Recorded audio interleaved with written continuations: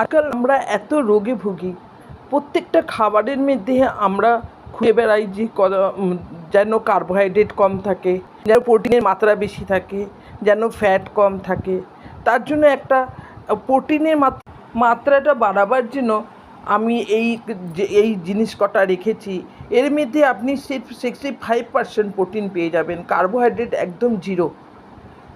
Pumpkin seed, roasted চানা,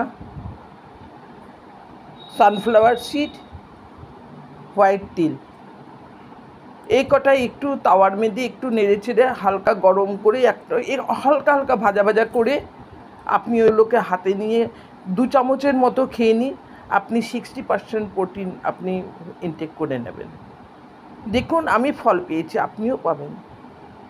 এইগুলো pumpkin seed ভেজে রেখেছি আর তিল ভেজে রেখেছি, এটা রোস্টেড চানাটা। আর এই যে আমি দেখিয়েছি আপনাদেরকে, এটা আমার সানফ্লাওয়ার সিডটাও আমার হয়ে গেল।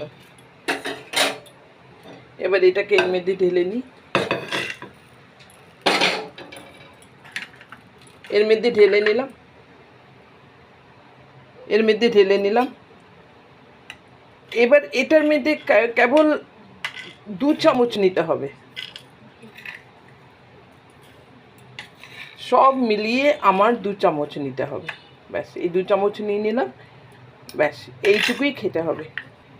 এইটুকুর মধ্যে আপনি পেয়ে যাচ্ছেন 60% প্রোটিন,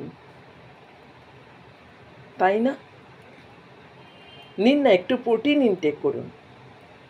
পছন্দ হলে আমার ভিডিওটা লাইক নিশ্চয়ই করবেন। এরকম আরও আমি স্বাস্থ্যকর ভিডিও ছাড়ব, নিশ্চয়ই ওয়াচ করবেন।